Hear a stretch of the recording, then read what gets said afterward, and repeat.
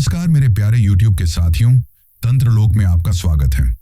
अब ये तंत्रलोक नाम सुनकर आप में से बहुत से लोग सोच रहे होंगे कि आखिर ये क्या नया अजूबा है।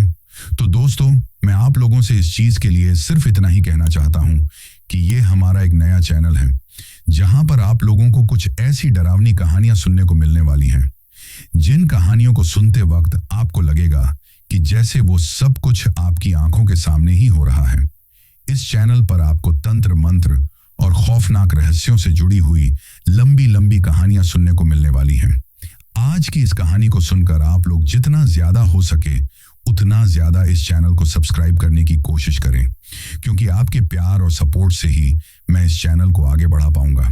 अब मैं आप लोगों का ज्यादा समय खराब न करते हुए आपको सीधा तंत्रलोक की खौफनाक कहानियों में लेकर चलता हूं, जिनकी शुरुआत हर रोज दिन ढलने के बाद अंधेरा कायम होते ही हो जाती है। दोस्तों, मेरा नाम शंकर है और मैं राजस्थान के करौली जिले के एक छोटे से गांव का रहने वाला हूं।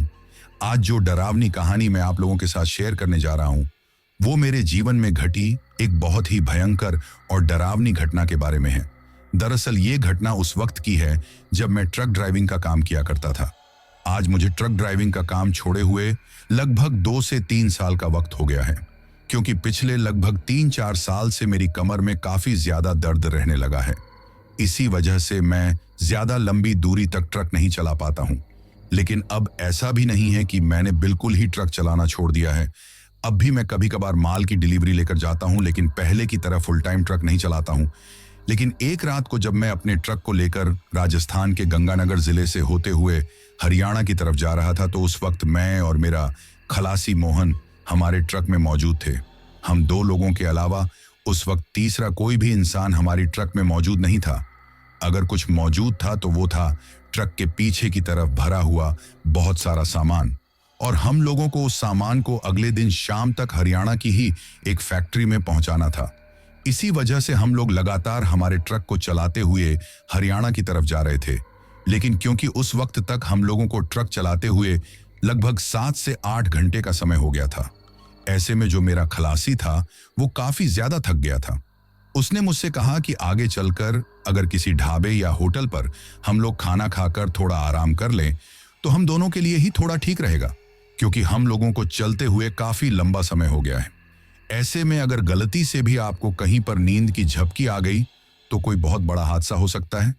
इससे अच्छा है कि हम लोग कहीं पर रुककर थोड़ी देर आराम कर लें। अब मोहन की बात से मैं भी सहमत हो जाता हूं और उससे कहता हूं कि एक बार राजस्थान के बॉर्डर को पार कर ले, उसके बाद हम हरियाणा में ही किसी ढाबे पर रुककर खाना खा लेंगे। लेकिन मेरी इस बात को सुनते ही वो मुझसे कहता है कि हम लोग इतनी देर तक इंतजार नहीं करेंगे। आप ऐसा करो कि बॉर्डर क्रॉस करने से पहले ही ट्रक को कहीं पर रोक कर खाना खा लो। जब उसने मुझसे ये बात कही तो मुझे लगा कि शायद इसे काफी ज्यादा भूख लग रही होगी। इसी वजह से इससे आगे मैं उससे कुछ नहीं कहता हूं और एक ढाबे पर ट्रक रोक देता हूं। उस ढाबे पर रुककर खाना खाने और कुछ देर आराम करने के बाद हम लोग अभी हमारे ट्रक की तरफ जाने ही वाले थे कि तभी उस ढाबे पर एक बूढ़ा सा आदमी था, जो कि शायद वहां पर उस ढाबे वाले के यहां ही नौकरी करता था। लेकिन जैसे ही हम लोग ट्रक की तरफ जाने लगे तो वो आदमी हमारे पीछे पीछे आता है और कुछ दूर आने के बाद हम लोगों को आवाज लगाते हुए कहता है कि साहब, आप लोग आगे की तरफ ही जा रहे हो क्या? तो उसके मुंह से ये आवाज सुनते ही हम लोग पीछे की तरफ पलटकर उसकी तरफ गौर से देखते हैं। जब हम लोग उसकी तरफ गौर से देखते हैं तो हमें दिखाई देता है कि वो आदमी अपने दोनों हाथों को हम लोगों के सामने जोड़े हुए खड़ा है। लेकिन उस वक्त उसके हाथ पैर काफी अजीब तरीके से कपकपा रहे थे। जब हम लोग उस ढाबे पर बैठकर खाना खा रहे थे तो वो आदमी ही हम लोगों को खाना लाकर पकड़ा रहा था। इसी वजह से हम उसे अनजान न मानकर उससे बात करना ही ठीक समझते हैं। लेकिन इससे पहले कि मैं उससे कुछ कह पाता, मेरा खलासी मोहन उससे कहता है कि हाँ, हम लोग आगे की तरफ ही जा रहे हैं, बताओ तुम्हें क्या काम है? तो वो आदमी मुझसे कहता है कि साहब, आप लोग आगे की तरफ इस हाईवे से मत जाना, क्योंकि इस हाईवे पर रात के वक्त काफी ज्यादा हादसे होते हैं। जो कोई भी रात के वक्त इस ढाबे से खाना खाकर आगे हाईवे की तरफ जाता है, उनमें से लगभग सभी लोगों का ही आगे जाकर एक्सीडेंट हो जाता है। चाहे फिर उस एक्सीडेंट में उन लोगों को थोड़ी बहुत ही चोट क्यों ना आए, लेकिन उनके साथ कुछ न कुछ अनहोनी जरूर होती है। अब जब उस बूढ़े आदमी ने हम लोगों को वो बात कही तो एक पल के लिए मेरा दिमाग ये सोचने लगता है कि आखिर इस बूढ़े आदमी को हमारी इतनी ज्यादा क्या टेंशन हो रही है, जो ये अपने उस ढाबे से अपना काम छोड़कर हम लोगों के पीछे पीछे आकर हमसे ये बात कह रहा है। लेकिन फिर मैं सोचता हूं कि शायद कोई भला आदमी होगा जो ये नहीं चाहता कि हम लोग किसी भी ऐसे हादसे का शिकार बने। लेकिन तभी मेरा खलासी मोहन उससे पूछता है कि वहां पर ऐसा क्या है जिसकी वजह से इतने ज्यादा हादसे होते हैं। तो वो बूढ़ा आदमी मोहन की तरफ देखते हुए कहता है कि साहब, मुझे उस बारे में तो कुछ भी नहीं पता, लेकिन मैं आप लोगों को एक ऐसे रास्ते के बारे में बता सकता हूं जिस रास्ते से अगर आप लोग जाओगे तो उस रास्ते पर आपके साथ कोई भी हादसा नहीं होगा, और वो रास्ता आपको हाईवे वाली उस जगह से काफी आगे ले जाकर फिर से हाईवे के ऊपर ही निकाल देगा। ऐसे में आप लोग आगे भी निकल जाओगे और हाईवे की उस जगह से भी आपको नहीं जाना पड़ेगा। अब जैसे ही उस बूढ़े आदमी ने हमसे ये बात कही तो मैं उसे कहता हूं कि देखो, हमारे ट्रक में काफी ज्यादा भारी सामान रखा हुआ है। ऐसे में हम लोग किसी भी कच्ची सड़क या उबड़ खाबड़ रास्ते से नहीं जा सकते हैं, क्योंकि बीच रास्ते में ट्रक के फंसने का डर रहता है, और इतनी रात को अगर हमारा ट्रक कहीं पर फंस गया तो फिर उसको वहां से निकालना हम लोगों के लिए काफी ज्यादा मुश्किल हो जाएगा। और ऐसे कच्चे रास्तों से तो अक्सर कोई भी ज्यादा आता जाता नहीं है, तो फिर कोई मदद मिलने की भी गुंजाइश नहीं रहती है। अभी मैं उससे ये बात कह ही रहा था कि तभी वो बूढ़ा आदमी मेरी बात को पूरा ना सुनकर बीच में ही मेरी बात को काटते हुए मुझसे कहता है कि नहीं साहब, वो रास्ता ऐसे उबड़ खाबड़ नहीं है, बल्कि वो रास्ता काफी ज्यादा अच्छा है। लेकिन उस रास्ते पर सिर्फ एक ही दिक्कत है कि उस रास्ते के अगल बगल में आपको कहीं पर भी कोई बस्ती दिखाई नहीं देगी, क्योंकि जिस जगह से वो रास्ता गुजरता है वो जगह दिखने में काफी ज्यादा सुनसान और एक बंजर इलाके से होकर गुजरती है। लेकिन इस चीज के अलावा वहां पर आपको किसी भी चीज का कोई डर नहीं है। मेरी बात मानिए साहब, आप उसी रास्ते से जाइए, क्योंकि अगर आपने सिर्फ इतनी सी बात के लिए उस रास्ते से जाना ठीक नहीं समझा तो आगे चलकर इस हाईवे पर आपके साथ कुछ बड़ा हादसा हो सकता है। लेकिन जब उस बूढ़े आदमी को मेरे चेहरे पर और मेरे खलासी मोहन के चेहरे पर थोड़ा बहुत भी डर दिखाई नहीं दिया, तो वो हम लोगों को डराने के लिए कहता है कि इस हाईवे पर अक्सर ट्रक ड्राइवर लोगों के साथ ही कुछ ना कुछ हादसा होता है, क्योंकि आज तक जितने भी हादसे वहां पर हुए हैं उनमें से लगभग सारे हादसे ट्रक ड्राइवर लोगों के साथ ही हुए हैं। कुछ एक दो हादसे ही बाकी के लोगों के साथ होते हैं, लेकिन जो कोई भी ट्रक वाला इधर से गुजरता है उसके साथ सच में कुछ ना कुछ ऐसा होता है जिसके होने के बाद वो कभी भी इस हाईवे से फिर से गुजरने की गलती भूलकर भी नहीं करता है। अब उस बूढ़े आदमी के ये बात कहने के बाद मेरा जो खलासी मोहन था वो उससे कहता है कि ठीक है, हम लोग देख लेंगे, जो होगा हमारे साथ होगा, तुम्हें इतनी ज्यादा चिंता करने की जरूरत नहीं है, तुम चुपचाप जाकर अपने ढाबे पर अपना काम करो। लेकिन तभी मैं मोहन की तरफ हाथ से इशारा करके उसे चुप रहने को कहता हूं, और उस वक्त पता नहीं मेरा मन क्यों उस बूढ़े आदमी की बातों में आ जाता है।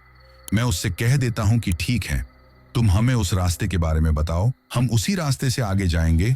तो वो बूढ़ा आदमी हमें बताता है कि आप लोग इस ढाबे से आगे की तरफ जाने के बजाय थोड़ा पीछे जाइए। जब आप पीछे की तरफ जाएंगे तो हाईवे के बगल में जो साइड वाली सड़क है, उस सड़क पर आपको एक जगह पर एक बड़ा सा बरगद का पेड़ दिखाई देगा, और उसी बरगद के पेड़ के नीचे से वो छोटा सा रास्ता निकल कर जा रहा है। लेकिन जब आप लोग उस रास्ते पर निकले तो इस बात का ध्यान रखना कि जहां कहीं भी आपको ये लगे कि आपके ट्रक में या किसी भी चीज में कोई खराबी है, तो आप लोग ट्रक से नीचे उतरकर एक बार उस चीज को चेक जरूर कर लेना, क्योंकि अगर आप उस रास्ते पर काफी ज्यादा आगे चले गए और उसके बाद आपके ट्रक में कोई खराबी हुई और वो ट्रक बंद हो गया, तो फिर वहां से आपको मदद मिलने का कोई भी रास्ता नहीं रहेगा। उसके लिए आपको इतनी दूर पैदल चलकर वापस से ही इस हाईवे की तरफ आना होगा, जिसमें आपको काफी ज्यादा समय लग जाएगा और आप इतनी दूर पैदल भी नहीं चल पाओगे। तो उस बूढ़े आदमी की यह बात सुनकर मैं उससे कहता हूं कि ठीक है, हमारी इतनी मदद करने के लिए तुम्हारा बहुत बहुत धन्यवाद, लेकिन अब तुम जाकर अपना काम करो, हम लोग हमारे हिसाब से चले जाएंगे। जैसे ही मैंने उस बूढ़े आदमी से ये बात कही तो उस वक्त वो वहां से चला तो जाता है, लेकिन वहां से जाते वक्त भी वो बार बार पीछे की तरफ पलटकर ये देख रहा था कि हम लोग हमारे ट्रक में बैठे हैं या नहीं बैठे हैं, और अगर हम लोग वहां से रवाना हो रहे हैं तो हम लोग किस तरफ जा रहे हैं। लेकिन जब उस बूढ़े आदमी को दिखाई दिया कि हम लोग लगातार खड़े खड़े उसी की तरफ देख रहे हैं। तो फिर वो तेज कदमों के साथ चलते हुए उस ढाबे के अंदर चला जाता है। उसके ढाबे के अंदर जाने के बाद मेरा खलासी मोहन मुझसे कहता है कि आपको उसकी बातों में आने की जरूरत नहीं है। मैंने पहले भी बहुत से ट्रक ड्राइवर लोगों के साथ काम किया है, लेकिन मैंने तो कभी भी इस हाईवे पर आगे किसी भी ऐसी घटना के बारे में नहीं सुना जिसके बारे में ये हम लोगों को बता रहा है। तो मोहन की बात सुनकर मैं उससे कहता हूं कि मान लो अगर सच में ही आज हम लोग इस हाईवे से आगे की तरफ चले जाएं और अगर वास्तव में ही हमारे साथ कोई दुर्घटना हो गई, तो फिर हम लोगों को इस बात का काफी ज्यादा पछतावा होगा कि काश हम लोग उस बूढ़े आदमी की बात मान लेते। चलना तो हम लोगों को दोनों तरफ से आगे ही है, तो क्यों ना हम उसी रास्ते से चले जाएं जिस रास्ते से ये बूढ़ा आदमी हमको जाने के लिए कह रहा है। अब मोहन भी मेरी बात को ज्यादा देर तक टाल नहीं पाता है और वो भी इस बात से सहमत हो जाता है, जिसके बाद हम लोग हमारे ट्रक को वहां से थोड़ा पीछे की तरफ लेकर वापस घुमा लेते हैं और अब उस ढाबे से निकलकर हम लोग धीरे धीरे हाईवे की तरफ चढ़ रहे थे। लेकिन जिस वक्त मैं अपने ट्रक को वहां से लेकर हाईवे वाली सड़क की तरफ जा रहा था, तो अचानक से मुझे मेरे साइड वाले मिरर में दिखाई देता है कि वो बूढ़ा आदमी अभी भी उस जगह पर ही खड़ा है और लगातार हम लोगों को पीछे की तरफ वापस जाते हुए देख रहा है। उसको जब मैंने वहां पर खड़ा हुआ देखा तो मैं सोचता हूं कि ये बूढ़ा आदमी तो ढाबे के अंदर चला गया था, तो फिर ये यहां पर वापस क्यों आ गया है। दरअसल जिस जगह पर हमने उस ढाबे पर हमारे ट्रक को खड़ा कर रखा था, वो जगह उस ढाबे से थोड़ा सा साइड में बनी हुई थी, जहां पर हमारी तरह ही बाकी के और भी बहुत सारे ट्रक खड़े हुए थे, जिसको आप लोग एक पार्किंग समझ सकते हैं। और उस जगह पर ट्रक को खड़ा करने के लिए घंटे के हिसाब से वो ढाबे वाले हम लोगों से पैसे लेते थे। तो ऐसे में उस बूढ़े आदमी का फिर से उस ढाबे से निकलकर उस जगह पर आना और खड़े खड़े हम लोगों को उस तरफ जाते हुए देखना मुझे कुछ हजम नहीं हो रहा था। लेकिन फिर भी मैंने सोचा कि शायद ये कोई बहुत ही सीधा आदमी होगा जो ये नहीं चाहता कि कोई भी आदमी किसी दुर्घटना का शिकार हो। इसी वजह से ये हम लोगों को उस तरफ जाते हुए देखकर अपने मन में तसल्ली कर रहा है। लेकिन उस वक्त मुझे इस बात का जरा भी अंदाजा नहीं था कि वो बूढ़ा आदमी कौन सी चीज की तसल्ली कर रहा है। हम लोगों को हम उस तरफ भेजकर हमारे साथ किसी दुर्घटना के ना होने की तसल्ली या फिर किसी और चीज की तसल्ली। लेकिन जब हम लोग उस ढाबे से लगभग 2 से 2.5 किलोमीटर वापस आ गए, तो हाईवे के बगल वाली सिंगल सड़क पर चलते चलते ही हम लोगों को, जैसा कि उस बूढ़े आदमी ने बताया था, उस सड़क के बगल में एक बड़ा सा बरगद का पेड़ दिखाई देता है, जिसके नीचे से वो रास्ता निकल रहा था। लेकिन जैसे ही मैंने अपने ट्रक को उस रास्ते पर घुमाया, तो ट्रक को उस रास्ते पर घुमाते वक्त मुझे उस रास्ते के बगल में एक लोहे का बोर्ड लगा हुआ दिखाई देता है। जैसे ही मुझे वो बोर्ड लगा हुआ दिखाई देता है, तो मैं अचानक से मेरी ट्रक के ब्रेक लगा देता हूं। मुझको इस तरह से अचानक से ट्रक के ब्रेक लगाते हुए देखकर मेरा खलासी मुझसे पूछता है कि क्या हुआ, आपने इस तरीके से ट्रक क्यों रोक दिया। तो मैं गौर से उस बोर्ड की तरफ देखने लगता हूं। मुझको उस बोर्ड की तरफ देखता हुआ देखकर मेरा खलासी भी अपनी मोटी मोटी आंखों से उस बोर्ड की तरफ देखने लगता है। लेकिन उस वक्त हम लोगों को उस बोर्ड पर सफेद अक्षरों में सिर्फ चेतावनी लिखा हुआ ही दिखाई दे रहा था। इससे आगे उस बोर्ड पर जो कुछ भी लिखा हुआ था, उसको किसी ने बहुत ही नुकीले पत्थर से बार बार खरोच कर मिटा दिया था, जिसकी वजह से उस बोर्ड पर उस रास्ते से गुजरने वाले लोगों के लिए क्या चेतावनी लिखी हुई थी, वो हम लोगों को पता नहीं चल रही थी। लेकिन तभी मेरा खलासी मोहन मुझसे कहता है कि हो सकता है शायद ये चेतावनी बोर्ड यहाँ पर इस वजह से लगाया गया हो कि ये रास्ता आगे की तरफ जाकर काफी ज्यादा लंबा है और वहां पर ना ही तो कोई इंसानी बस्ती है और ना ही मदद मिलने का कोई दूसरा रास्ता है। तो जो कोई भी इस रास्ते पर जाए वो अपनी रिस्क पर ही जाए। जैसे ही मोहन मुझसे ये बात कहता है तो मुझे भी उसकी बात ठीक लगती है। लेकिन तभी मैं मोहन से कहता हूं कि एक बार तुम नीचे उतरकर ये देख लो कि कहीं हमारे ट्रक में कोई खराबी तो नहीं है, कहीं किसी टायर में कोई कंकर पत्थर तो नहीं लगा हुआ है, क्योंकि उस बूढ़े आदमी ने कहा था कि कोई भी खराबी हो तो उस रास्ते पर जाने से पहले ही देख लेना। अब जैसे ही मैं मोहन से ये बात कहता हूं तो मोहन ट्रक से नीचे उतरता है और ट्रक के टायरों को देखते देखते ट्रक के पीछे की तरफ चला जाता है। अब मुझे ट्रक को लेकर वहां पर खड़े हुए लगभग 10 मिनट का समय हो गया था, लेकिन मोहन पीछे से वापस ही नहीं आ रहा था। जब वो काफी देर तक वापस नहीं आया तो मैं ट्रक में बैठा बैठा ही अपनी गर्दन को बाहर निकालकर उसे आवाज लगाता हूं कि पीछे ही घूमते रहोगे या आगे चलने का भी विचार है। अब जैसे ही मैं उससे ये बात कहता हूं तो मुझे दिखाई देता है कि मोहन ट्रक के पीछे की तरफ से नहीं बल्कि ट्रैक के सामने की तरफ से उसी सुनसान रास्ते से चलता हुआ मेरी ओर आ रहा है। जैसे ही मैं ये चीज देखता हूं तो मैं काफी ज्यादा सोच में पड़ जाता हूं, क्योंकि मैंने तो मोहन को ट्रक के पीछे की तरफ जाते हुए देखा था और अब वो मुझे ट्रक की हेडलाइट की रोशनी में ट्रक से लगभग 500 मीटर दूर से ही चलकर आता हुआ दिखाई दे रहा था। जब वो दूर से आ रहा था तो उस वक्त तो मुझे वो साफ तरीके से नजर नहीं आता है। मुझे लगा कि शायद कोई दूसरा इंसान उस तरफ से आ रहा है, लेकिन जैसे जैसे वो मेरे ट्रक के करीब आता गया तो एक जगह पर आकर मेरी नजरों में उसकी छवि साफ हो जाती है और उसके बाद मुझे समझ में आ जाता है कि ये तो मोहन ही है। लेकिन तभी अचानक से वो आकर मुझे कुछ बिना बोले ही मेरे ट्रक का फाटक खोलकर मेरे ट्रक के अंदर बैठ जाता है और मुझसे कहता है कि चलो आगे। तभी मैं उसे थोड़ा गुस्से में होते हुए पूछता हूं कि तुम तो पीछे की तरफ गए थे, तो अब आगे की तरफ से कहां से आ रहे हो? तो वो मुझसे कहता है कि मैं ट्रक को देखने के लिए पीछे की तरफ ही गया था, लेकिन शायद उस वक्त आपका ध्यान कहीं और चला हो गया होगा और मैं इसी रास्ते से होते हुए थोड़ा आगे की तरफ जाकर ये देखकर आया हूं कि ये रास्ता आगे थोड़ा ठीक है या फिर यहीं पर ऐसा सही बना हुआ है। उसके ऐसा कहने पर मैं उससे पूछता हूं कि तो क्या देखकर आए, रास्ता ठीक है या फिर उबड़ खाबड़ है? मेरी ये बात सुनकर वो मुझसे कहता है कि रास्ता तो वैसे ठीक बना हुआ है, लेकिन मुझे ये लगता है कि हम लोगों का इस रास्ते पर जाना ठीक नहीं है, हमको वापस किसी और रास्ते से ही चलना चाहिए। अब मोहन की ये बात सुनकर मैं उससे कहता हूं कि यार तुम पागल थोड़ी हो गए हो, हम लोग उस ढाबे से वापस इतनी दूर आ गए हैं और अब तुम कह रहे हो कि हम इस रास्ते से ना चले।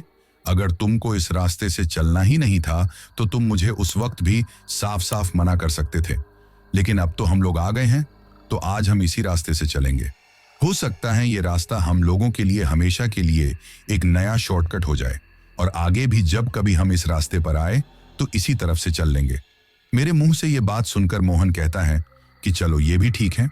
उसके ऐसा कहते ही मैं ट्रक के अंदर गियर डालता हूं और ट्रक को काफी ठीक ठाक रफ्तार में उस रास्ते पर चला लेता हूं। अब मुझे उस रास्ते पर आगे चलते हुए लगभग 15 से 20 मिनट का समय हो गया था। वो रास्ता उबड़ खाबड़ तो नहीं था, लेकिन चारों तरफ से दिखने में काफी ज्यादा सुनसान था। यानी कि उस रास्ते के दोनों तरफ काफी लंबे लंबे और चौड़े चौड़े मैदान पड़े हुए थे, जो कि रात के उस घने अंधेरे में मुझे किसी न किसी अनजाने डर का एहसास करवा रहे थे।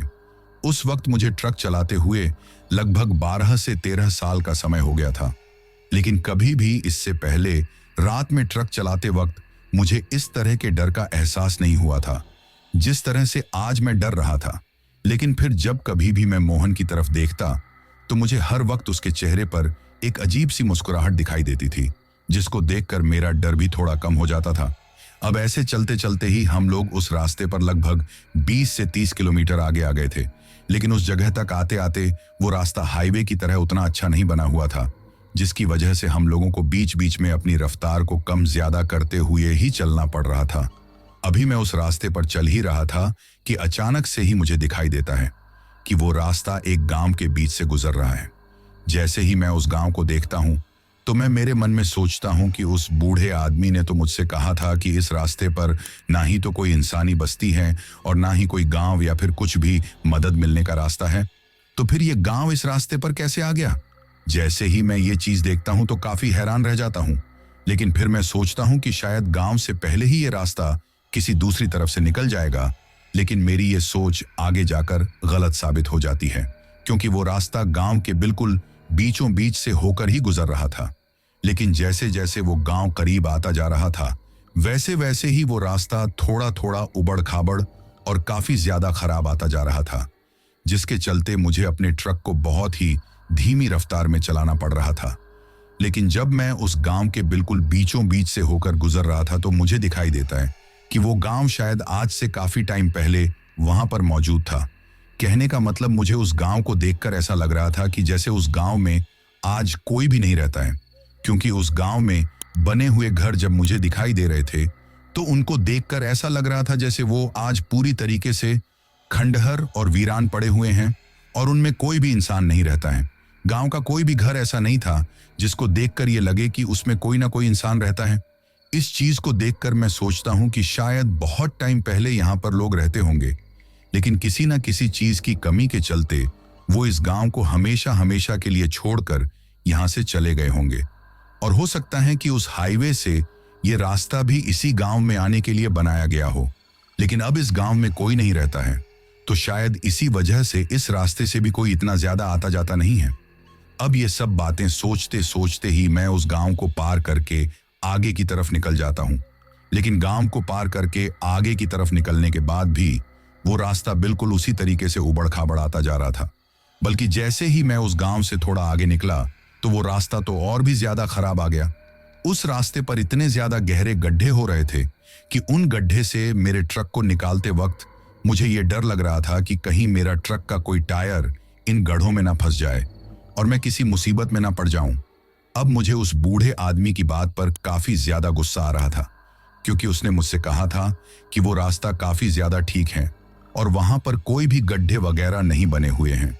लेकिन फिर मैं मेरे मन में सोचता हूं कि शायद वो बूढ़ा आदमी भी इसी गांव तक इस रास्ते पर आया होगा, जिसके चलते उसे ये लगा होगा कि ये पूरा रास्ता ही ऐसे ठीक ठाक बना हुआ है। अभी मैं ट्रक के केबिन में अकेला बैठा बैठा ही ट्रक चला रहा था। अब मेरी ये बात सुनकर आप लोग सोच रहे होंगे कि कुछ देर पहले तो मैं आप लोगों से कह रहा था कि मेरे साथ मेरा खलासी मोहन था, तो फिर अब मैं आप लोगों से ऐसा क्यों कह रहा हूं कि मैं अकेला ही ट्रक चला रहा था? तो मैं आप लोगों को बता दूं कि उस गांव में घुसने से पहले ही मेरा खलासी मोहन मुझसे कहता है कि मुझे काफी ज्यादा नींद आ रही है। तो मैं थोड़ी देर ट्रक के केबिन में ही पीछे की तरफ जो लेटने के लिए एक सीट बनी हुई रहती है, वो उस सीट पर आराम करने लग जाता है। उस वक्त शायद वो नींद ले रहा था और मैं अकेला ही रात के वक्त ट्रक चला रहा था। उसने सोने से पहले मुझसे कहा था कि अगर कोई जरूरत पड़े या कोई भी दिक्कत आए तो मुझे नींद से उठा लेना। ऐसा हम लोग अक्सर किया करते थे। जब कभी मुझे ट्रक चलाते चलाते काफी ज्यादा थकान हो जाती थी तो मैं थोड़ी देर के लिए मोहन को ट्रक चलाने के लिए दे दिया करता था और खुद जाकर पीछे की तरफ सो जाता था। तो आज भी मेरे लिए यह कोई नई बात नहीं थी। लेकिन अब जब मैं उस गांव से जैसे ही थोड़ा दूर निकला तो उन गड्ढों की वजह से पहले से ही मेरे ट्रक की रफ्तार काफी ज्यादा धीमी थी और उसी वक्त मुझे दिखाई देता है कि उस रास्ते पर एक घुमाव में एक पेड़ के नीचे एक बहुत बड़ा सा पत्थर रखा हुआ है और उसी पत्थर के ऊपर एक लड़की बैठी हुई है। वो लड़की दूर से ट्रक की हेडलाइट की रोशनी में दिखने में काफी ज्यादा जवान और खूबसूरत लग रही थी। उस वक्त उसने कपड़े भी काफी ज्यादा चमचमाते हुए पहन रखे थे। उसको देखकर ऐसा लग रहा था कि जैसे वो किसी शादी या फिर किसी प्रोग्राम में जाने के लिए तैयार हो रखी हो। लेकिन फिर अचानक से मेरे दिमाग में आता है कि ये रास्ता तो पिछले काफी लंबे समय से बहुत ही ज्यादा सुनसान था और ना ही पीछे की तरफ मुझे कोई ऐसी इंसानी बस्ती या कोई गांव दिखाई दिया जहां से ये लड़की इस जगह पर आ गई हो। और वो एक पीछे की तरफ जो गांव आया था वो भी दिखने में काफी ज्यादा खंडर और वीरान था। तो ऐसे में फिर इस लड़की का इतनी गहरी रात को उस सुनसान जगह पर होना मुझे उस वक्त ठीक नहीं लग रहा था। लेकिन तभी वो लड़की उस पत्थर के ऊपर से खड़ी होकर दूर से ही मुझको ट्रक रोकने के लिए हाथ से इशारा करने लगती है। जब हेडलाइट की रोशनी में मुझे उसकी शक्ल दिखाई देती है तो मुझे महसूस होता है कि वो दिखने में काफी ज्यादा मासूम है। उसकी उस मासूम सी शक्ल को देखकर मुझे मेरी बेटी की याद आ जाती है और एक पल के लिए मेरा मन मुझसे कहता है कि अगर गलती से कहीं पर मेरी बेटी मुझसे या मेरे परिवार से बिछड़ जाए और वो रात को इसी तरीके से किसी सुनसान जगह पर किसी से मदद मांगे और वो आदमी उसकी मदद ना करे तो मुझे कैसा लगेगा। यानी कि उस वक्त मेरे अंदर उस लड़की की मदद करने के भाव आ रहे थे। पता नहीं बार बार क्यों मेरा दिमाग मुझे उसके पास में अपना ट्रक रोकने के लिए कह रहा था। उस वक्त मुझे ऐसा लग रहा था कि जैसे मेरी सोच के ऊपर कुछ अलग सी ताकत हावी हो रही हो। लेकिन आगे चलकर मैं जैसा सोचता हूं वैसा ही कर देता हूं। यानी कि जब मैं उस लड़की के बिल्कुल करीब पहुंचता हूं तो अपने ट्रक को उसके पास रोककर उससे पूछता हूं कि अरे लड़की, इतनी रात को यहां पर अकेली क्या कर रही हैं और तुम्हारा घर कहां है? तो मेरे मुंह से ये बात सुनते ही वो लड़की मुझसे कहती है कि देखो ना बाबा, मैं कब से यहां पर अकेले ही बैठी हुई हूं। रात के वक्त इस सुनसान जगह पर मुझे काफी ज्यादा डर भी लग रहा है, लेकिन मुझे अपनी मदद के लिए कोई भी नहीं मिल रहा। वो तो अच्छा हुआ जो आप आ गए, लेकिन अब उससे भी अच्छा होगा कि अगर आप मेरी थोड़ी सी मदद कर दें। अब उस लड़की की कुछ भी मदद करने से पहले मैं उससे पूछता हूं कि तुम इतनी रात को अकेली यहाँ पर क्या कर रही हो और तुम यहाँ पर आई कैसे। तो वो मुझसे कहती हैं कि हम लोग किसी शादी में जा रहे थे और रास्ते में इस जगह पर दिन ढलने से पहले ड्राइवर ने हमारी बस को रोका था। उसने हमसे कहा था कि जो भी लोग रास्ते में रुककर थोड़ा हल्का होना चाहते हैं, यानी कि टॉयलेट वगैरह करना चाहते हैं, वो लोग कर लीजिए, क्योंकि आगे की तरफ हाईवे पर चढ़ने के बाद बस कहीं पर भी नहीं रुकेगी और शहर में भी आप लोगों को इन सब चीजों के लिए कहीं पर जगह नहीं मिलेगी। उस वक्त मैं भी मेरी उस बस से नीचे उतर गई थी, लेकिन जब तक मैं टॉयलेट करके वापस सड़क पर आई तो वो मेरी बस मुझे मेरे से काफी ज्यादा दूर जाती हुई दिखाई दे रही थी। शायद मेरे घर वाले और बस के सभी लोग मुझे भूल गए थे कि मैं भी बस से नीचे उतर गई हूं। उस वक्त मैं बस के पीछे काफी देर तक दौड़ी भी और काफी ज्यादा चिल्लाई भी, लेकिन किसी ने भी मेरी आवाज नहीं सुनी और ना ही किसी ने मुझे बस के पीछे दौड़ते हुए देखा। अब आज शाम से मैं इसी जगह पर अकेली बैठी बैठी किसी के आने का इंतजार कर रही थी। अगर अब आप भी मेरी मदद नहीं करेंगे तो शायद मैं कभी भी अपने घर वालों से नहीं मिल पाऊंगी और हो सकता है इस सुनसान जगह पर मुझे कोई जंगली जानवर खा जाए। जैसे ही वो लड़की मुझसे ये बात कहती है तो उसकी बात को सुनकर मुझे उसके ऊपर काफी ज्यादा दया आती है और मैं सोचता हूं कि शायद सच में ही ये लड़की अपने घर वालों से बिछड़ गई है और वो लोग इसको छोड़कर शायद अपनी बस में आगे की तरफ चले गए हैं। लेकिन इस वक्त तक तो वो लोग भी ये बात जान चुके होंगे कि उनकी बेटी उनसे बिछड़ चुकी है। शायद वो लोग भी अब इसको ढूंढ ढूंढ कर परेशान हो रहे होंगे। तभी मैं उस लड़की से कहता हूं कि तुम्हारे पास कोई फोन नहीं है, तुम अपने फोन से अपने घर वालों के पास फोन कर लो। तो वो लड़की मुझसे कहती है कि मेरे पास कोई भी फोन नहीं है, क्योंकि मेरा जो फोन था वो बस में ही मैंने मेरी सहेली को दे दिया था और उससे कहा था कि मैं थोड़ी देर में आ रही हूं, जिसकी वजह से मेरा फोन भी बस में ही छूट गया था। तभी मैं मेरे स्टीयरिंग के पास में रखे हुए मेरे मोबाइल को उठाता हूं और उसे कहता हूं कि ठीक है, तुम अपने घर वालों के नंबर बताओ, मैं मेरे फोन से उनको फोन कर देता हूं। लेकिन जैसे ही मैंने उस लड़की से ये बात कही तो वो मेरे ऊपर काफी ज्यादा गुस्सा करते हुए मुझसे कहती हैं कि आप वहीं पर बैठे बैठे मुझसे बातें करते रहोगे या मेरी कुछ मदद भी करोगे, आपको दिख नहीं रहा। मैं अकेली इस सुनसान जगह पर खड़ी हुई हूं और आप मेरी मदद करने के बजाय वहां ट्रक के अंदर बैठे बैठे ही मुझसे अजीब अजीब तरह के सवाल करते जा रहे हो। इससे आगे वो मुझसे कहती हैं कि मान लो अगर मैंने आपको अभी मोबाइल नंबर बता भी दिए तो क्या मेरे घर वालों के आने तक आप इसी जगह पर मेरे साथ रुकोगे या फिर मुझे वापस जिस तरफ से आप आए हो उस तरफ ले जाकर छोड़ोगे। उसकी ये बात सुनकर मैं उससे कहता हूं कि ना ही तो मैं तुम्हारे साथ यहां पर ज्यादा देर तक रुक सकता हूं और ना ही तुम्हें वापस पीछे की तरफ जाकर कहीं पर छोड़ सकता हूं। मैं सिर्फ इतना कर सकता हूं कि तुम्हारे घर वालों को फोन कर देता हूं और उनको बता देता हूं कि तुम्हारी लड़की मेरे साथ है और मैं जिस तरफ जा रहा हूं उसी तरफ तुम मुझे अपनी किसी भी जानने वाली जगह के बारे में या किसी रिश्तेदार के घर के बारे में बता देना। मैं उस जगह पर तुमको छोड़ दूंगा और वहां से वो लोग तुमको ले जाएंगे। अब मेरे मुंह से ये बात सुनकर वो लड़की मुझसे कहती है कि वो तो ठीक है, लेकिन आप पहले मुझे ट्रक के अंदर बिठाओ, उसके बाद मैं आपको मोबाइल नंबर बता देती हूं, फिर आप फोन कर लेना। उसकी ये बात सुनते ही मैं उससे कहता हूं कि ठीक है, तुम उधर से आकर ट्रक के अंदर बैठ जाओ। तभी वो ट्रक के अंदर आकर बैठने के बजाय उस पेड़ के पास में उस बड़े से पत्थर की तरफ जाती है और वहां पर वो एक काला सा बड़ा सा बैग निकालती है। लेकिन उस वक्त मुझे दिखाई देता है कि वो काफी ज्यादा कोशिश करने के बावजूद भी उस बैग को अकेली नहीं उठा पा रही है। लेकिन इससे पहले कि मैं उससे कुछ कह पाता वो वहीं से मुझे काफी तेज आवाज लगाती है और मुझसे कहती हैं कि आप नीचे आकर मेरी थोड़ी मदद कर दीजिए, ये मेरा बैग है और इसे भी ट्रक के अंदर रखना है।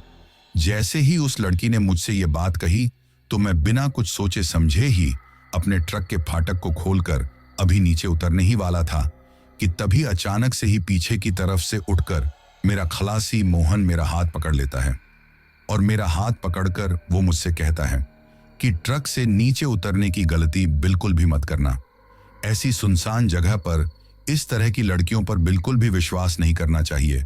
आप खुद सोचो कि अभी तो ये थोड़ी देर पहले आपसे कह रही थी कि मैं उस बस से नीचे सिर्फ टॉयलेट करने के लिए उतरी थी, तो अगर ये टॉयलेट करने के लिए उतरी थी तो फिर इसके पास ये बड़ा सा बैग कहां से आ गया? क्या ये टॉयलेट करने के लिए भी इस बड़े से बैग को अपने साथ लेकर ही उतरी थी? इतने बड़े बैग को लेकर ये नीचे उतर सकती हैं, लेकिन ये अपने मोबाइल को साथ लेकर नहीं उतरी। क्या आपको ये बात कुछ अजीब नहीं लग रही? जैसे ही मोहन मुझे ये बात कहता है तो मुझे भी ये बात कुछ समझ में आती है और मैं भी सोच में पड़ जाता हूं कि मोहन बात तो बिल्कुल सही कह रहा है। अभी मैं ऐसा सोच ही रहा था कि तभी अचानक से वो लड़की फिर से वहां से काफी तेज आवाज में चिल्लाते हुए मुझसे कहती हैं कि वही ट्रक में बैठे बैठे आपस में बातें करते रहोगे या नीचे आकर मेरी कुछ मदद भी करोगे। जैसे ही उस लड़की ने गुर्राते हुए हम दोनों से ये बात कही तो मैं उससे कुछ कहता, उससे पहले ही मोहन आगे की तरफ जाकर खिड़की से झांकते हुए उससे कहता है कि अगर तुझे चलना ही है तो खुद आकर ट्रक के अंदर बैठ जा। हम लोग नीचे आकर तेरी कोई मदद नहीं करने वाले। अगर तुझे हमारे साथ चलना है तो खुद अपने बैग को उठा और ट्रक के अंदर रख और उसके बाद हमारे साथ चल। तुझे किसने रोका है? लेकिन जैसे ही मोहन उससे ये बात कहता है तो वो इसके साथ ही मुझे अपने एक हाथ से ट्रक को स्टार्ट करके आगे की तरफ चलने के लिए इशारा भी करता है। मोहन का वो इशारा पाकर मैं भी उसके कहे अनुसार करने में ही अपनी भलाई समझता हूं, क्योंकि उस वक्त तक मेरा दिमाग भी मुझ किसी न किसी अनहोनी के होने का एहसास करवा रहा था, जिसके चलते मैं ट्रक को थोड़ा एक्सीलेटर देकर उसके गियर डालता हूं और धीरे धीरे वहां से ट्रक को आगे की तरफ बढ़ाने लगता हूं। जैसे ही मैं ट्रक को आगे की तरफ बढ़ाता हूं तो उस लड़की को दिखाई दे जाता है कि हम लोग उसकी मदद किए बिना ही आगे जा रहे हैं, जिसको देखकर वो वहां पर अजीब तरीके से जोर जोर से सांस लेने लगती है और अजीब तरीके से घुर्राने लगती हैं। साथ ही पीछे से आवाज लगाती हैं कि जाने से पहले इस बैग के अंदर क्या है वो तो देखते जाओ। जैसे ही वो ये बात कहती हैं तो एक पल के लिए मेरी नजर उसके उस काले बैग की तरफ पड़ती है। जैसे ही मेरी नजर उसके काले बैग की तरफ पड़ती है तो वो फटाक से उस बैग की चैन को खोल देती है। जैसे ही वो उस चैन को खोलती है तो मुझे दिखाई देता है कि उस बैग के अंदर किसी इंसान की लाश रखी हुई है, लेकिन उस वक्त मुझे उसका चेहरा ठीक तरीके से दिखाई नहीं दे रहा था। तभी वो लड़की धीरे धीरे एक अजीब से अपने डरावने रूप में आ जाती है और उसके साथ ही उस बैग में जिस किसी की भी लाश थी वो उसके सिर के बाल को पकड़कर उसके चेहरे को हमारी तरफ करती है। जैसे ही वो उसके चेहरे को हमारी तरफ करती है तो उसको देखते ही मेरे होश उड़ जाते हैं। मेरे हाथ पैर बुरी तरीके से कांपने लगे थे और डर के मारे मेरे पूरे बदन पर पसीना आ गया था, क्योंकि उस बैग में जो लाश थी वो किसी और की नहीं बल्कि मेरे खलासी मोहन की ही थी। यानी कि उस वक्त मोहन का लहूलुहान शरीर बिल्कुल बिना कपड़ों के उस लड़की के काले बैग के अंदर रखा हुआ था। उसकी लाश को सिर के बालों के बल पकड़कर वो हम लोगों से काफी तेज आवाज में कहती हैं कि इसको तो मारकर इसका ऐसा हाल कर दिया है, अब जल्दी ही तुम्हें भी इसके साथ मेरे इसी बैग में डाल दूंगी। ऐसा कहकर वो वहां पर जोर जोर से हंसने लगती हैं। जब ये सब कुछ हो रहा था तो उसके साथ साथ ही मेरा ट्रक बिल्कुल हल्के हल्के से घूमते हुए उसके पास से गुजर रहा था, लेकिन उसके बैग में मोहन की लाश को देखते ही अब मेरे बगल में मेरे ट्रक के केबिन में जो मोहन बैठा हुआ था उसकी तरफ देखकर मैं सोचता हूं कि अगर मोहन की लाश उस डरावनी लड़की के बैग में है तो फिर ये मेरे बगल में जो बैठा हुआ है ये कौन है। अभी मैं मोहन की तरफ अजीब सी नजरों से देख ही रहा था कि तभी मोहन मेरी तरफ देखकर बोलता है कि मैं समझ रहा हूं आप इस वक्त क्या सोच रहे हो, लेकिन ये सब कुछ इस भटकती हुई आत्मा का जाल है। ये एक छलावा है जो आपको यहां पर भ्रमित करने की कोशिश कर रहा है। इसीलिए आप जितना जल्दी हो सके ट्रक को यहां से निकाल लीजिए। मोहन की ये बात सुनकर मैं सोचता हूं कि शायद मोहन सही कह रहा है, क्योंकि मोहन तो पिछले काफी लंबे समय से मेरे साथ ही था, तो ऐसे में उसकी लाश का उस लड़की के बैग के अंदर जाना बिल्कुल भी संभव नहीं था। लेकिन शायद इस वक्त तक भी मैं किसी न किसी एक ऐसी सच्चाई से अनजान था जो कि वास्तव में ही हो चुकी थी। अब जैसे ही मैं उस जगह से काफी तेज रफ्तार में अपने ट्रक को निकालने लगता हूं तो मेरे ट्रक के साथ साथ ही वो लड़की, जिसका चेहरा अब बहुत ज्यादा डरावने रूप में बदल चुका था, वो उस काले बैग को अपनी पीठ पर उठाकर हमारे ट्रक की उस रफ्तार के साथ साथ ही हवा में उड़ते हुए हमारे बगल से गुजर रही थी और मेरी तरफ देखकर जोर जोर से हंस रही थी।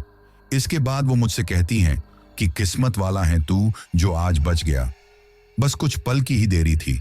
अगर तेरे बगल में ये बैठा हुआ तुझे नहीं रोकता तो आज तो तुझे भी तेरे इस खलासी की तरह ही मैं मेरे इस बैग में डाल लेती। वो बार बार मुझसे ये बात कह रही थी कि तू किस्मत वाला है, बच गया। तेरे साथ कुछ बहुत ही ताकतवर चीज है जो तुझे मेरे इस डरावने रूप से बचा रही है, वरना आज तक जिस किसी का भी मेरे से आमना सामना हुआ है वो कभी भी मुझसे बच नहीं पाया है। लेकिन मैं भी देखती हूं कि तू कब तक मुझसे बच पाता है। मैं तेरे खलासी से पहले तेरा ही खून पीऊंगी। ऐसा कहकर वो बार बार मेरी तरफ देखकर अपने डरावने चेहरे को और भी ज्यादा डरावना बना रही थी। शायद उसको उस वक्त ऐसा लग रहा था कि मैं उसके उस डरावने रूप को देखकर इतना ज्यादा डर जाऊं कि मैं ट्रक को चला ही ना पाऊं और वहां पर कोई ना कोई हादसा हो जाए। लेकिन फिर जब लगातार ही मैं उसके उस डरावने चेहरे को देखता रहता हूं तो कहीं ना कहीं मेरे शरीर के अंदर बहुत ज्यादा डर बैठ जाता है और मुझे अब ऐसा लगने लगा था कि शायद ये डरावनी आत्मा थोड़ी ही देर में अपने मकसद में कामयाब होने वाली है, क्योंकि उस वक्त धीरे धीरे मेरे हाथ पैर काम करना बंद कर रहे थे। डर के मारे मुझे ऐसा लग रहा था कि जैसे थोड़ी ही देर में मेरे पूरे शरीर को लकवा मारा जाएगा। जब मेरे बगल में बैठे हुए मोहन ने मुझे इस तरीके से कांपते हुए देखा तो वो मुझसे कहता है कि आप चलते हुए ट्रक में ही अपनी सीट से उठ जाओ और मैं ट्रक चला लेता हूं। अब मेरे लिए और मोहन के लिए ये कोई नई बात नहीं थी। इससे पहले भी हम लोग बहुत बार ट्रक की रफ्तार को थोड़ा धीमा करके चलते ट्रक में ही ड्राइविंग सीट से उठ जाया करते थे और सीट बदल लिया करते थे। आज भी हम दोनों कुछ ऐसा ही करते हैं। अब मैं तो ड्राइविंग सीट से उठकर बगल में बैठ गया था और मोहन उस ड्राइविंग सीट पर बैठा बैठा ट्रक चलाने लगा था। लेकिन तभी वो डरावनी सी लड़की बार बार मोहन की तरफ देखकर उससे कहने लगी थी कि तू इस रास्ते पर आने वाले कितने लोगों को मुझसे बचा लेगा। अगर हिम्मत थी तो इस खलासी को भी मुझसे बचाकर दिखाता। तू चाहे कितना ही कोशिश कर ले, लेकिन तेरी इस कोशिश को मैं आने वाले ज्यादा समय तक कामयाब नहीं होने दूंगी। और एक समय ऐसा आएगा जब तुझे भी मेरे इस सुनसान रास्ते को हमेशा हमेशा के लिए छोड़कर जाना होगा। ये सब कुछ मेरा है। यहां पर लोग आते तो अपनी मर्जी से हैं, लेकिन मेरी मर्जी के बिना यहां से कोई भी नहीं लौट पाता है। और मर्जी से ही क्या, आया हुआ कोई भी नहीं लौट पाता है। लेकिन जब वो डरावनी सी आत्मा मोहन से ये सब बातें कह रही थी तो मैं देखता हूं कि उस वक्त उसके उस डरावने रूप को देखकर डरने की बजाय मोहन के चेहरे पर अजीब सी मुस्कुराहट थी और वो बार बार उसकी तरफ देखकर अजीब तरीके से मुस्कुरा रहा था, जैसे कि वो उस आत्मा को एक चेतावनी देना चाह रहा हो। लेकिन तभी हम लोगों को दिखाई देता है कि हमारे ट्रक के सामने से उसी सुनसान रास्ते पर चलता हुआ कोई दूसरा आदमी आ रहा है। तभी मैं मोहन की तरफ देखकर उसे कहता हूं कि कहीं ये डरावनी चुड़ैल उस आदमी को अपना शिकार ना बना ले। तभी मोहन मेरी तरफ देखते हुए मुझसे कहता है कि आपको डरने की जरूरत नहीं है। हो ना हो ये भी इसका कोई साथी ही होगा, या फिर इसके द्वारा बिछाया गया कोई छलावा का ही हिस्सा होगा, जिसके चलते हम लोग उस आदमी को बीच सड़क पर हमारे ट्रक के सामने आता हुआ देख लें और फिर हम ट्रक को रोक दें और ट्रक को रोकते ही ये कुछ ना कुछ ऐसा करें कि जिसके चलते हम इसके जाल में फंस जाए और यहां पर इसके हाथों मारे जाएं।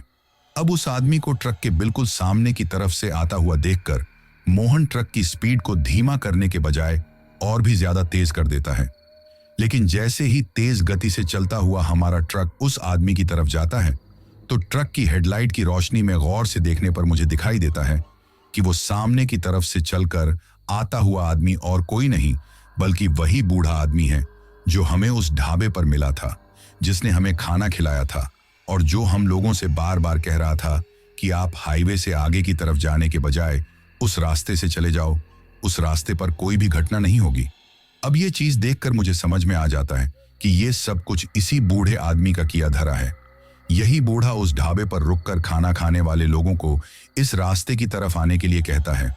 लेकिन इसके साथ में मुझे ये भी समझ में आ गया था कि ये कोई जिंदा इंसान नहीं बल्कि इसी लड़की की तरह कोई प्रेत आत्मा है। लेकिन जैसे जैसे अब हमारा ट्रक उसके करीब जाता गया तो उस बूढ़े आदमी का चेहरा भी एक बहुत ही विकराल और डरावने रूप में बदल गया। लेकिन तभी मोहन ने उसको इतनी भयंकर टक्कर मारी और उसको कुचलते हुए हमारा ट्रक आगे की तरफ निकल गया। लेकिन जब हमारा ट्रक उससे टकराया था तो हमें इतना भयंकर झटका लगा था कि जैसे हमारा ट्रक किसी इंसान से नहीं बल्कि किसी बहुत ही बड़ी चीज से टकराया हो। लेकिन उस टक्कर के होने के बाद मोहन की आवाज अचानक से बदल गई थी। वो मुझसे कहता है कि बेटा, तुम्हें चिंता करने की कोई जरूरत नहीं है। जब तक मैं तुम्हारे साथ हूं ये प्रेत आत्मा तुम्हारा कुछ नहीं बिगाड़ सकती। लेकिन अब सामने की तरफ वाले रास्ते को देखकर मुझे ऐसा लग रहा था कि जैसे हम लोग घूम फिर कर वापस उसी हाईवे की तरफ जा रहे हैं जिस हाईवे की तरफ से हम लोग लौटे थे, क्योंकि अब बिल्कुल वैसा ही खंडहर और वीरान पड़ा हुआ सा गांव हम लोगों को वापस से हमारे सामने से दिखाई देने लगता है और कुछ ही देर में हम लोग उस गांव को पार करके आगे की तरफ निकल जाते हैं। अब रात के अंधेरे में मुझे दूर से हाईवे के ऊपर से गुजर रही गाड़ियों की हेडलाइट की रोशनी दिखाई देने लगती है। जैसे ही मैं ये चीज देखता हूं तो मुझे ऐसा लगता है कि जैसे हम लोग किसी तरीके से घूम फिर कर वापस उसी हाईवे की तरफ जा रहे हैं। लेकिन उस वक्त जैसे ही मोहन मुझसे वो बात कहता है तो मुझे उसकी वो बदली हुई आवाज सुनाई देती है और अब मुझे उसके अंदर से एक अजीब सी सुगंध भी आने लगी थी। जैसे ही मैं ये चीज देखता हूं तो मैं और भी ज्यादा घबरा जाता हूं। मुझे लगा कि कहीं मैं उस लड़की के बजाय किसी और डरावनी चीज का शिकार ना हो जाऊं। लेकिन तभी अचानक से ही मुझे एक बहुत भयंकर झटका लगता है और मैं शायद वहीं पर बेहोश होकर गिर जाता हूं। लेकिन जब मैं बेहोशी की हालत में था तो मुझे ऐसा सपना आता है कि मेरा वो ट्रक अभी भी उस ढाबे की पार्किंग में ही खड़ा है और मैं और मोहन उस ट्रक के अंदर ही बैठे हुए हैं। तभी मोहन मुझसे कहता है कि मैं तुमसे बहुत ज्यादा माफी मांगता हूं क्योंकि आज मैं तुम्हारे खलासी को उस प्रेत आत्मा के चंगुल से नहीं बचा पाया और वो उसका शिकार हो गया। लेकिन मैं तुमको ये कहना चाहता हूं कि तुम भूल कर भी फिर से इस रास्ते पर मत आना क्योंकि वो सुनसान रास्ता उस प्रेत आत्मा का गढ़ बना हुआ है। जो कोई भी उस रास्ते से जाता है वो ना ही तो उस रास्ते के दूसरी तरफ निकल पाता है और ना ही वापस जिंदा लौट पाता है। वो हमेशा हमेशा के लिए ही उस सुनसान रास्ते के बीच में दफन हो जाता है। और इन सब के पीछे उस डरावनी लड़की और उसके उस बूढ़े बाप का हाथ है जो कि आज से कई साल पहले मर चुके हैं। आज उनकी वो आत्मा उस रास्ते पर भटक रही है जो कि अब इंसानी खून की प्यासी हो चुकी है। उस वक्त भी वो लड़की की आत्मा तुम्हारे ऊपर हमला इस वजह से नहीं कर पाई क्योंकि तुम उस वक्त ट्रक के अंदर बैठे हुए थे और तुम्हारे ट्रक के अंदर माता रानी की मूर्ति लगी हुई थी, जिसके चलते वो तुम्हारे ट्रक के अंदर आकर तुम्हारे ऊपर हमला नहीं कर पा रही थी। इसी वजह से वो बार बार तुम्हें ट्रक से नीचे उतरने के लिए कह रही थी। इसके बाद मोहन मुझे उस डरावनी लड़की और उस बूढ़े प्रेत के इतिहास के बारे में बताता है। मोहन मुझसे कहता है कि आज से कई साल पहले ये लड़की वास्तव में ही अपने परिवार वालों से इस तरीके से बिछड़ गई थी जिस तरीके से उसने तुम्हें उस वक्त अपने जाल में फंसाने के लिए बताया था। लेकिन फिर रात को जब वहां से तुम्हारी तरह ही कोई शराबी ट्रक ड्राइवर गुजर रहा था तो उसने उस लड़की को मदद के नाम पर अपने ट्रक में बिठा लिया और फिर उसके साथ गलत काम करके उसको अपने खलासी के साथ मिलकर वहीं पर मार दिया। तभी से उस लड़की की आत्मा उस जगह पर अपना बदला लेने के लिए भटक रही है। लेकिन जब वो बूढ़ा आदमी अपनी लड़की को ढूंढते ढूंढते अपने परिवार के साथ वहां पर आया तो उसको उस गांव के बगल में जो सुनसान कटीली झाड़ियों से भरा हुआ जंगल था, उस जंगल में अपनी लड़की की लाश मिली थी। लेकिन जब वो अपनी लड़की की लाश देखता है तो उसका वो हाल देखकर उसकी आत्मा तिलमिला उठाती है और वो भी दौड़कर वहीं पर उस सुनसान खाली पड़े मैदान में जो कई सालों पहले सूख चुका खाली कुआं पड़ा था, उस कुएं में कूदकर अपनी जान दे देता है। और उसके बाद से ही उस लड़की और उस बूढ़े आदमी की आत्मा अपनी लड़की के साथ हुई उस घिनौनी हरकत का बदला लेने के लिए उस रास्ते पर भटकने लगे थे। जब से वो हादसा हुआ था तभी से पास में जो तुमको खाली और वीरान पड़ा हुआ गांव दिखाई दिया था, उस गांव में अजीब अजीब तरह की घटनाएं होने लगी थी। आज से कुछ साल पहले ये गांव पूरी तरीके से आबाद हुआ करता था। यहाँ पर इंसानी बस्ती रहा करती थी और सभी लोग अपने घरों में काफी ज्यादा हंसी खुशी रहा करते थे। लेकिन धीरे धीरे लोगों को जब ये बात समझ में आई कि आज भी उस लड़की और उस बूढ़े आदमी की आत्मा गांव के अगल बगल में भटक रही हैं और गांव के लोगों के साथ कभी भी कुछ भी अनहोनी हो रही है। हर किसी के बच्चे अपने आप ही गायब हो रहे हैं और गायब होने के बाद उन बच्चों के शरीर की हड्डियां और उनका कटा फटा शरीर उसी सुनसान कुएं के पास में मिल रहा है जिस सुनसान कुएं में उस बूढ़े आदमी ने कूदकर खुद की जान ली थी। तो ये चीज देखने के बाद उन्हें समझ में आ जाता है कि ये सब उस बूढ़े आदमी और उस लड़की की आत्मा का ही किया धरा है और अब वो इंसानों की खून की प्यासी हो गई है। अगर ऐसा ही चलता रहा तो वो जल्द ही इस पूरे गांव के लोगों को मारकर खा जाएगी। इसी डर से उस गांव के लोगों ने हमेशा हमेशा के लिए ही एक दिन सुबह के वक्त एक साथ ही इस गांव को छोड़ दिया था, क्योंकि अगर वो रात के वक्त इस गांव को छोड़कर यहां से निकलते तो रास्ते में भी उनके साथ कोई डरावनी घटना हो सकती थी।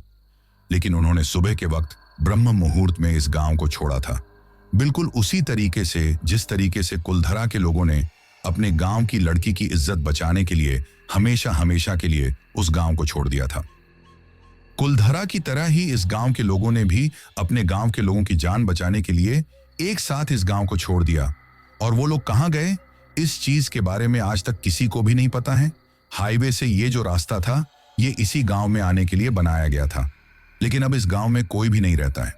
इसके बाद मोहन मुझसे कहता है कि कुछ देर बाद जब तुम्हें ये एहसास हो कि तुम बिल्कुल अकेले पड़ गए हो, तो तुम वापस अपने ट्रक को लेकर इस ढाबे से पीछे की तरफ उसी बरगद के पेड़ के पास में जाना। वहां पर तुम्हारे लिए कुछ है और तुमको उस चीज को अपने साथ लेकर जाना है। ये बात कहते ही अचानक से मुझे एक अजीब सा झटका लगता है और मैं देखता हूं कि अब मैं अपनी ड्राइविंग सीट पर ही बैठा हुआ हूं और उस वक्त तक सुबह के लगभग 6 से 7 बजे का वक्त हो गया था। चारों तरफ धीरे धीरे उजाला हो रहा था और पक्षियों की चहचहाहट की आवाज मुझे सुनाई दे रही थी। तभी मुझे मोहन ने सपने में जो कुछ भी बातें कही थी वो सभी याद आती हैं। लेकिन उस वक्त मैं अपने अगल बगल में देखता हूं, पर मुझे मोहन अपनी केबिन में कहीं पर भी दिखाई नहीं देता है। तभी मुझे मोहन की कही हुई वो बात याद आती है और मैं अपने ट्रक को वहां से घुमाकर वापस हाईवे के बगल में वो जो बरगद का पेड़ था जहां से वो रास्ता गुजर रहा था, उस जगह पर लेकर जाता हूं। लेकिन अभी मैं उस तरफ जा ही रहा था कि तभी दूर से ही मुझे उस बरगद के पेड़ के चारों तरफ लोगों की एक भीड़ जमी हुई दिखाई देती है।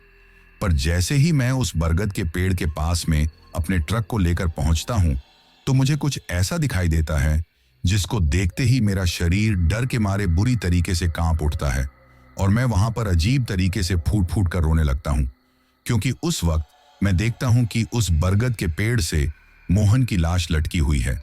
उस वक्त उसके गले के चारों तरफ उसी बरगद की टहनियां लिपटी हुई हैं और उसका पूरा शरीर खून से लहूलुहान हो रखा है। शायद सपने में मोहन के रूप में जो कोई भी था, वो मुझसे सच ही कह रहा था कि वो उस लड़की की प्रेत आत्मा से मेरे खलासी मोहन को नहीं बचा पाया। लेकिन वो कौन था और उसने मेरी इतनी ज्यादा मदद, क्योंकि ये मुझे आज तक भी नहीं पता। तो दोस्तों, ये थी हमारी आज की कहानी। कहानी आपको कैसी लगी, ये आप मुझे कमेंट बॉक्स में कमेंट करके जरूर बताना।